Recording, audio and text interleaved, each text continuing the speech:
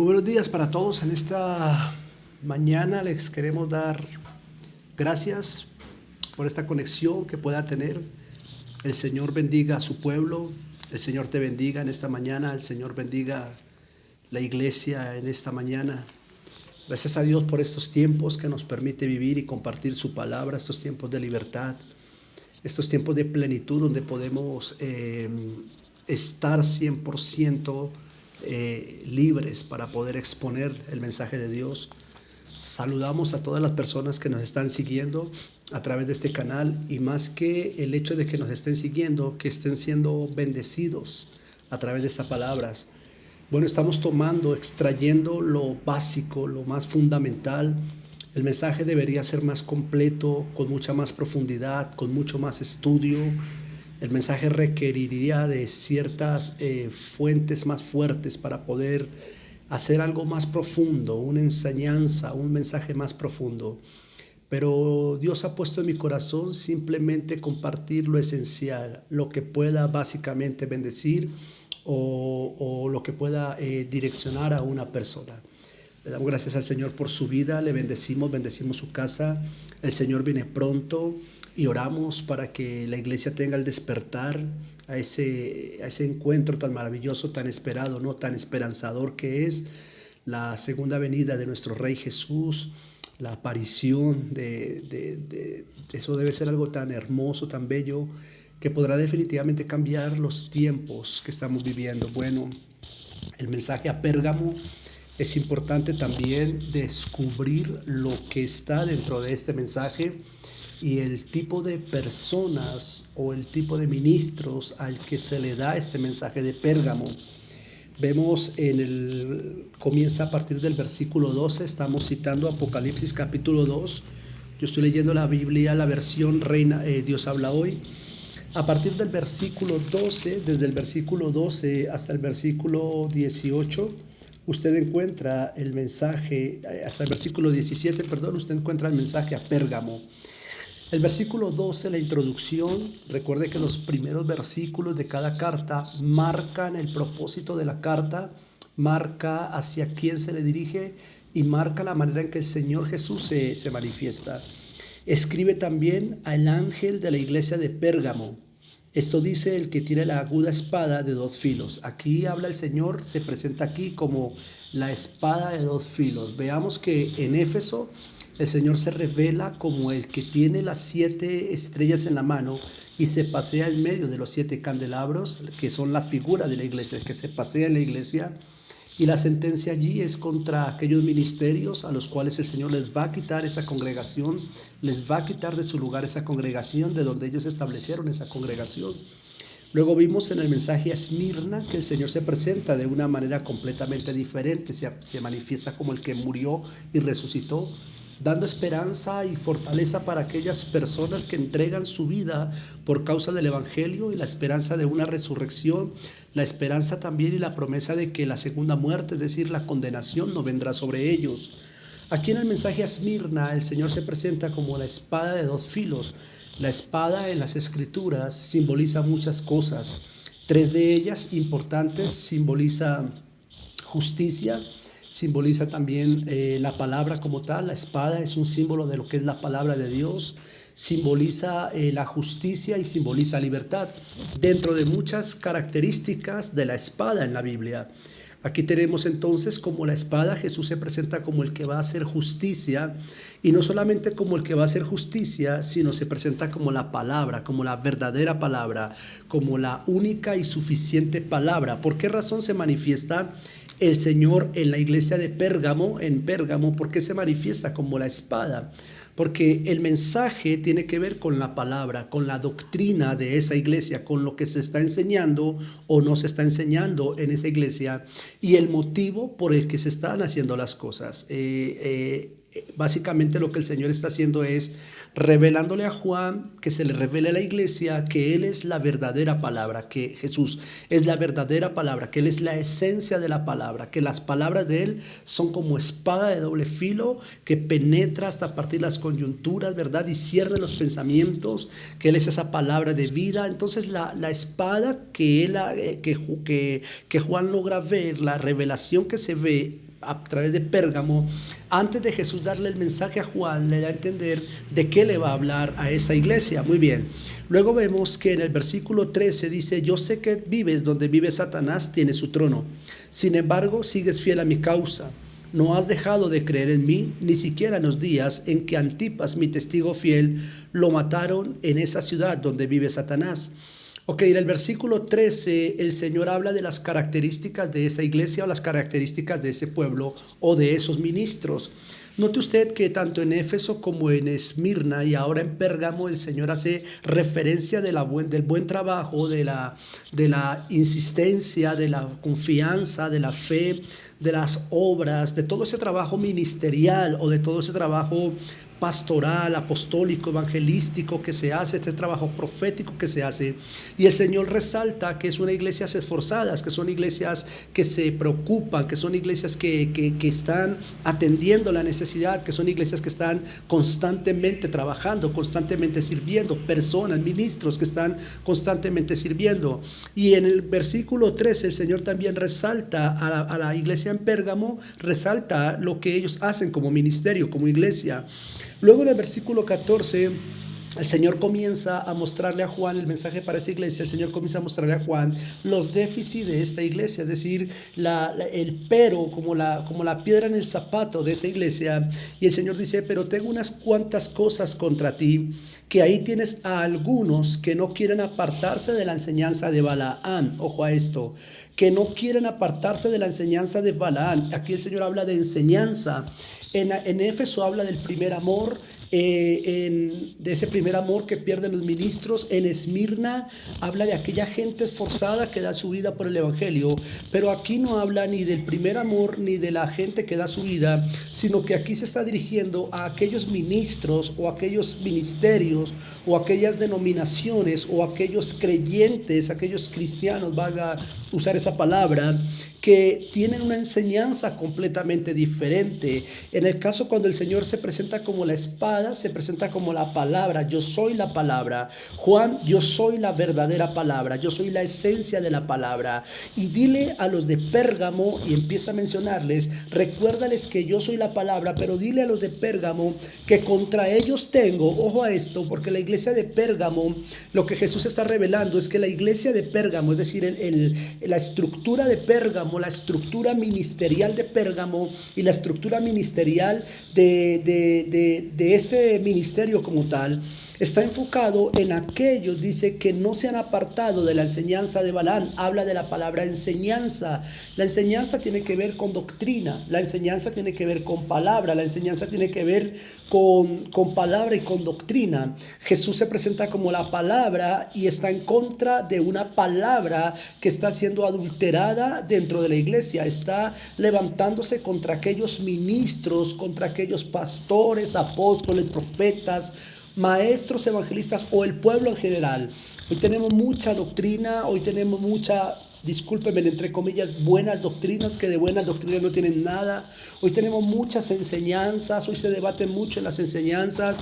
Hemos llegado a un punto tal que hoy en día la palabra, digamos, cambió por ser un mensaje coach, por un mensaje de entretenimiento, por un mensaje que no confronta, por un mensaje que hace sentir a la gente bien, un mensaje positivo. Y eso tiene miles y miles y miles de seguidores y de vistas, ¿verdad? Se levantan hombres que tienen un carisma, hombres y mujeres con carisma, hombres y mujeres que tienen cierta habilidad para las redes, cierta gracia, y eso hace que capten la atención de muchas personas, pero cuando escuchan la palabra de ellos son simplemente actitudes positivas, son simplemente pensamientos positivos, pensamientos almáticos, pensamientos que llevan simplemente a la gente a sentirse por un momento bien. Entonces el Señor está confrontando a aquel pueblo que tiene una enseñanza diferente. Ahora, cuando nosotros entendemos un poco acerca de Balaam en el libro de Números, cuando Israel sale de Egipto y en su peregrinación por el desierto,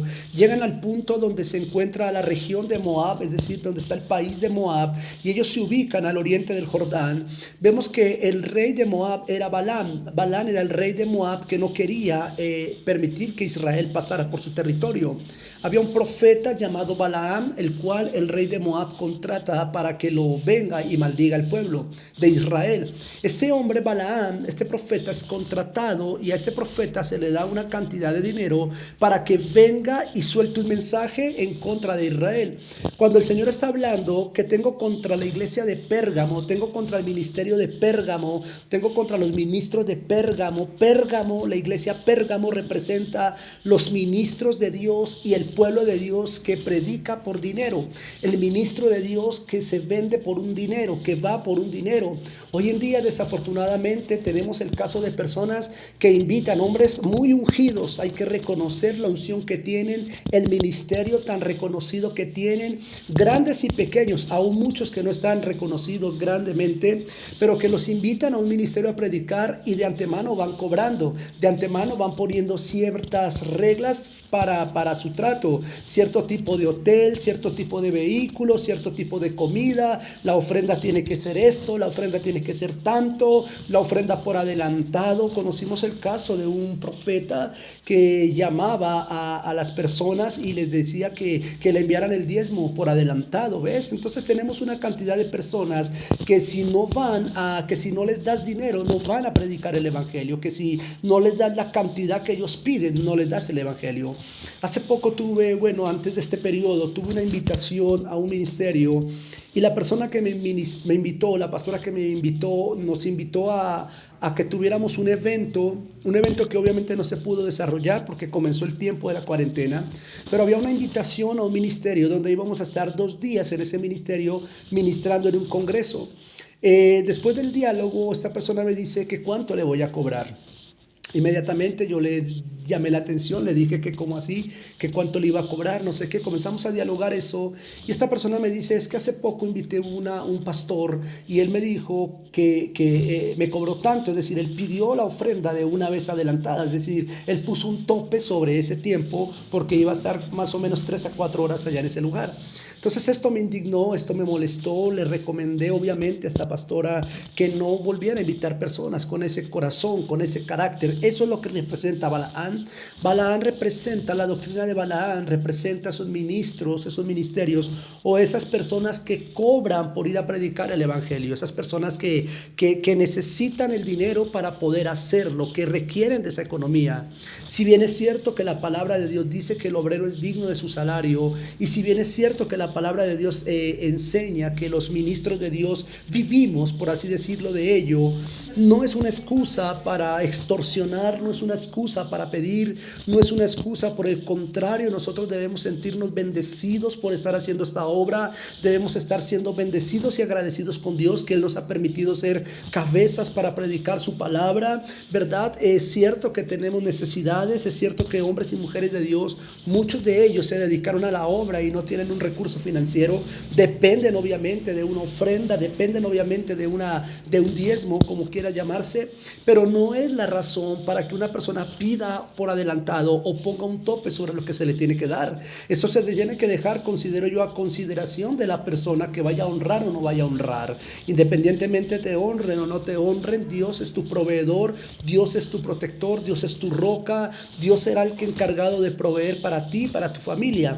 Entonces había una enseñanza equívoca. Balaam representa el que cobra, Pérgamo es ese ministerio que cobra, Pérgamo es ese hombre, esa mujer que cobra, Pérgamo es ese pueblo de Dios que tiene un interés financiero para ir a predicar la palabra, cuánto me van a dar, pero entonces yo veré la honra, pero entonces, y empieza Pérgamo representa eso, y el Señor estaba haciendo ese llamado de atención, no solamente eso, sino que tenía aquí una mezcla con idolatría, representa esa iglesia que está mezclada con la idolatría, creyentes cristianos que todavía tienen sus imágenes de idolatría en la casa, sus imágenes idolátricas en la billetera, que todavía invocan ciertos santos, ciertas creencias a la madre pues de la nación, que siempre todavía en su corazón tienen esas raíces religiosas, esas raíces de idolatría, que a pesar de que han congregado en una iglesia, a pesar de que se han bautizado, todavía hay idolatrías en su corazón, idolatría en su casa, idolatría en sus paredes, idolatría en sus ojos, idolatría en sus billeteras, y aparte de eso la inmoralidad sexual. Habla de ese pueblo creyente, cristiano entre comillas, que está en fornicación, que está en adulterio, van, se congregan, lloran, levantan las manos, se congregan, diezman, se bautizan, pero están en fornicación, están en adulterio, están en inmundicias, están en pornografía, están en laxivias, no han corregido ese pecado, no han querido salir de ese pecado. Ese es Pérgamo, eso representa Pérgamo. Pérgamo, la iglesia de Pérgamo, las características de un Pérgamo ministro de Dios, es un hombre que cobra, es un hombre que tiene intereses financieros, pero en la figura de Pérgamo, un Pérgamo, pudiéramos decir que un Pérgamo es esa persona que tiene idolatrías todavía, un Pérgamo es esa persona que sabiendo que los pecados sexuales son malos, los practica, le parece normal, no los ve tan malo, ahí está pecando. Un Pérgamo representa a esa persona que todavía tiene idolatrías en su corazón. Eso dentro del pueblo de Dios, dentro de lo que se supone es el pueblo de Dios. Luego dice el Señor en el versículo 15, sigue hablando y dice: también tienes ahí a algunos que no quieren apartarse de la enseñanza de los nicoalitas. Muy bien, los nicoalitas representaban aquellos hombres o mujeres en su tiempo que se levantaban para oprimir al pueblo. Eran los líderes espirituales como los fariseos, como los saduceos. No digo que los nicoalitas sean ellos, digo que como figura eran ellos que oprimían al pueblo, como el sistema actual religioso que oprima al pueblo. Conocí el caso de apóstoles que tenían que quitarle los zapatos, que tenían que lavarle los pies, que tenían que lavarle la ropa, que tenían que una cosa, ese tipo de hombres que tienen que tener a alguien, apóstoles, pastores, que les cargue el bolso, que les cargue la maleta, como si la gente fuera esclava, como si la gente fueran objetos, como si la gente no tuviera valor, y habla de los nicoalitas. La palabra nicoalita se divide en dos, es una palabra griega, y la palabra Nico, la primera parte, Nico, significa dominio o conquista sobre otros. Nico significa dominio o conquista sobre otro, mientras que el término Laos significa pueblo o gente. Nicoalita significa dominio sobre la gente, dominio sobre el pueblo. Habla de esos hombres de Dios o esas mujeres de Dios que están por encima del pueblo, que los humillan, los maltratan, que abusan de ellos, que abusan de su confianza, que abusan de su hospitalidad, que en vez de verlos como un equipo de trabajo, los mandan, les dan órdenes para aquí, para allá, reglas, sistema fariseico, el sistema de los fariseos, el sistema de los líderes religiosos. Es ese dominio a través de la religión, ese dominio a través de la religión que juega con la fe de las personas. El sistema nicoalita es ese sistema donde los hombres de Dios quieren que todo el mundo les sirva, pero ellos no quieren servir, donde los hombres de Dios quieren que todo el mundo los atienda, pero ellos no quieren atender a nadie, donde ellos, por ser apóstoles, profetas, pastores, maestros evangelistas, quieren que todo el mundo se rinda a sus pies, que están en el hotel 5 estrellas. Y amén, porque yo sé lo que es honra y sé que la honra es importante, y amén, porque si tienes los recursos para bendecir un hombre de Dios, para ubicarlo en un buen hotel, para darle una buena ofrenda, amén, eso no está mal, eso es una bendición poderlo hacer. Vas a ser bendecido al hacer eso, y obviamente ese hombre o esa mujer de Dios va a ser bendecida al hacer eso, pero no es el enfoque, porque si no tuvieras esos recursos, si no tuvieras esa economía, si no tuvieses esos recursos en tus manos, entonces este hombre de Dios no puede ir a tu casa, entonces este hombre de Dios no puede ir a esa comunidad, a esa nación, a ese sector donde se demanda que alguien predique la palabra de Dios. Ok, entonces el Señor Jesús le está dando un mensaje a un pueblo, a un grupo ministerial o a un pueblo que tiene dos características. Número uno, están negociando la palabra de Dios. Número dos, están subyugando con la palabra de Dios al pueblo, lo tienen subyugado. Escuchaba términos como: usted está en maldición y va a seguir en maldición si no diezma, usted está en maldición por no congregarse, a usted Dios lo va a tratar por no congregarse. Temor, miedo sobre el pueblo de Dios, intimidación.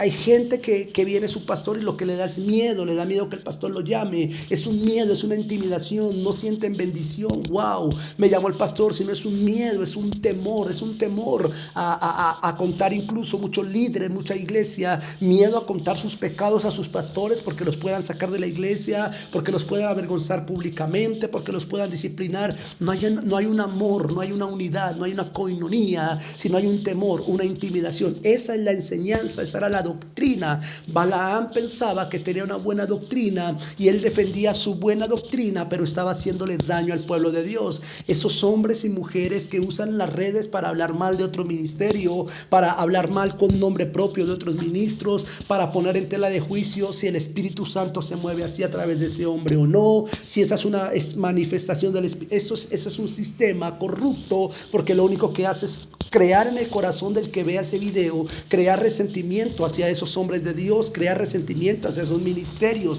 con el título defendedores de la buena doctrina. Con el título los defendedores de la buena doctrina están haciendo daño, porque están llenando el corazón de muchas personas inocentes que ven esos videos y los están llenando de odio, de resentimiento hacia esos hombres. Si esos apóstoles, si esos profetas, si esos pastores, si esos ministros de Dios, evangelistas o maestros son falsos o son verdaderos, eso le corresponde a Dios juzgarlo, eso no nos corresponde a nosotros. La palabra de Dios nos enseña a nosotros orar por ellos, bendecirlos a ellos, clamar por ellos, porque tanto ellos como nosotros tienen un alma que se puede condenar, un alma que se pueda salvar. Nuestra función no es condenar eso, nuestra función es clamar, orar obviamente para que el pueblo de Dios reciba luz, clamar para que el pueblo de Dios reciba luz, pero no podemos pararnos a poner tela de juicio, porque puede provocar que la fe de muchos creyentes caiga, puede provocar que nuestros comentarios sean piedra de tropiezo para muchas personas. Cuando tú miras un video como esos y donde ponen el nombre de un ministerio o de una persona y comienzan a blasfemar ese nombre, a vituperar ese nombre,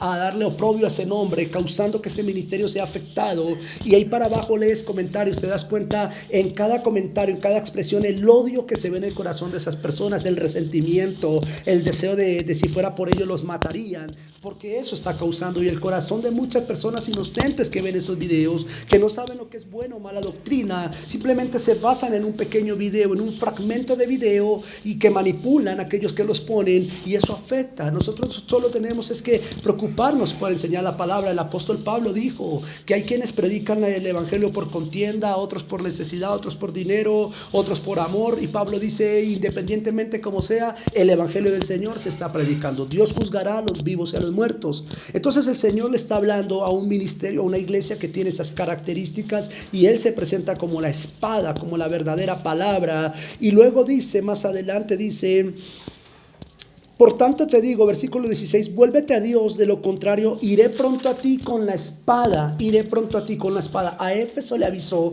a los Éfeso le avisó que les va a quitar el ministerio y que les va a quitar la iglesia del lugar, a los Éfeso. Pero a los Esmirna, les promete que aunque les quiten la vida y aunque vayan a las cárceles, ellos no van a vivir la segunda muerte. Pero a los Pérgamo, a esos hombres y mujeres Pérgamo que están regados por el mundo hoy en día, el Señor le da una advertencia y le dice: vuélvete a Dios, o de lo contrario iré pronto a ti con la espada, iré con mi palabra, y a través de mi palabra, dice el Señor, pelearé contra ti, pelearé contra ellos. Quiere decir que el Señor traerá un juicio a través de la palabra, por su palabra traerá juicio sobre aquellos Pérgamo que están manifestando la doctrina de Balaam y que están manifestando la doctrina nicoalita.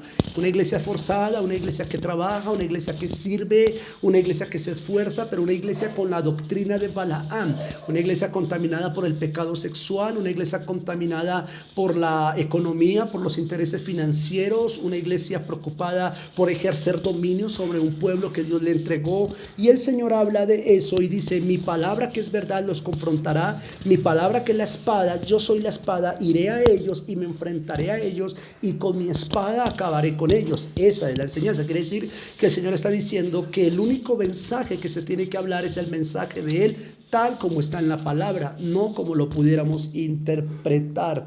Luego el versículo 17, para cerrar, dice: el que tiene oídos, oiga lo que el Espíritu dice a las iglesias. A los que salgan vencedores les daré a comer del maná. Ahora les da a comer del maná. ¿Qué es el maná? El maná es pan, el pan, ¿verdad? El maná representa el pan.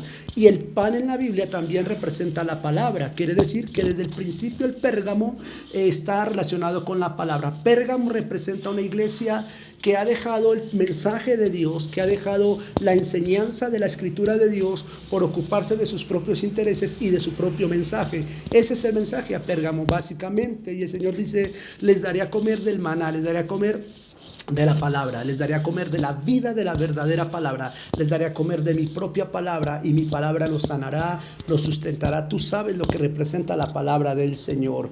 Y colocaré una piedra blanca en la que está escrito el nombre nuevo que nadie conoce sino el que lo recibe. Entonces, Pérgamo, el mensaje a los ministros de Dios y al pueblo de Dios, a los cristianos que se han apartado, que están en pecados sexuales, que están negociando con la palabra de Dios, que tienen intereses personales, económicos, que están gobernando, ejerciendo dominio e influencia de opresión sobre el pueblo de Dios, sobre aquellos que han desviado la palabra, sobre aquellos que juegan con la palabra, sobre aquellos que de la palabra hicieron un negocio. Pérgamo.